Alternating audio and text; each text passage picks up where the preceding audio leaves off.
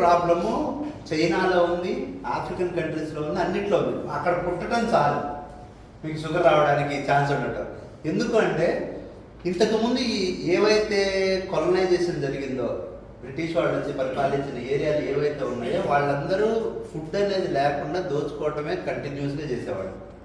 అలా ఒక 200 సంవత్సరాలు దోచుకున్న టైంలో మన దేశంలో ఒక 62 కరువులు దాకా వచ్చినాయి. పెద్ద కరువులు, చాలా పెద్ద పెద్ద రాష్ట్రాలు ఇన్వాల్వ్ అయ్యే కరువులు వచ్చినాయి.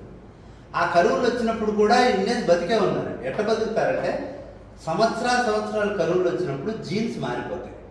మీరు ఒక్క ముద్ద అన్నం తిన్నా సరే బతకగలిగేటట్టు, మీకు శకుని టైపులో ఒక్క ముద్ద అన్నం తిన్నా సరే 100 మెతుకులు బతకగలిగేటట్టుగా జీన్స్ మారిపోతాయి. అంటే వాడు చచ్చిపోవచ్చు, వాళ్ళ పిల్లలు తక్కువ అయినా సరే బతకగలుగుతారు, వాళ్ళ పిల్లలు ఇంకా తక్కువ అయినా సరే బతకగలుగుతారు.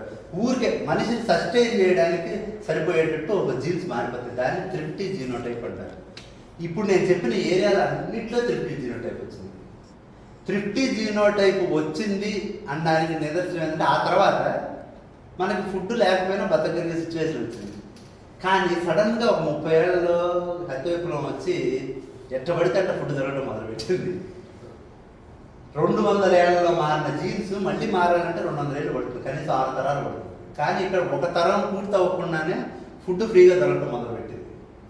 అందుకని చెప్పేసి ఏంటంటే శరీరం దాచిపెట్టుకున్న స్వభావం అలాగే ఉంది. ఎంత తీసుకున్నా సరే దాని అంతా తీసుకెళ్ళి కొవ్వులాగా మార్చే స్వభావం ఉంది, దాని అంతా తీసుకెళ్ళి డయాబెటీస్ లాగా చేసే స్వభావం వచ్చింది. అందుకని ఇక్కడ పుట్టడం మాత్రమే చాలు. ఇండియాలో పుట్టడం, లేకపోతే చైనాలో పుట్టడం, ఆఫ్రికాలో కంట్రీలో పుట్టడం, ఆసియాలో ఏ కంట్రీలో పుట్టడం అయినా సరే డైరెక్ట్గా షుగర్ రావడానికి ఛాన్స్.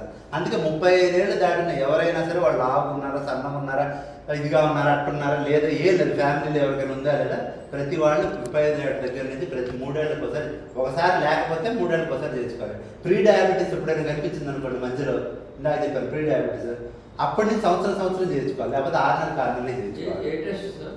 హెచ్బిఎంసీ చేసుకోవాలి, ఎఫ్బిఎస్ చేసుకోవాలి, 2 చేసుకోవాలి. తినక ముందు తినే టెస్ట్ హెచ్బిఎంసీ. ఎందుకంటే మనకి డయాగ్నోస్ చేసుకోవడానికి 4 రకాల క్రైటీరియా ఇచ్చారు. 4 కనీసం 2 ఉండాలి ఫస్ట్ టైం చూడడానికి.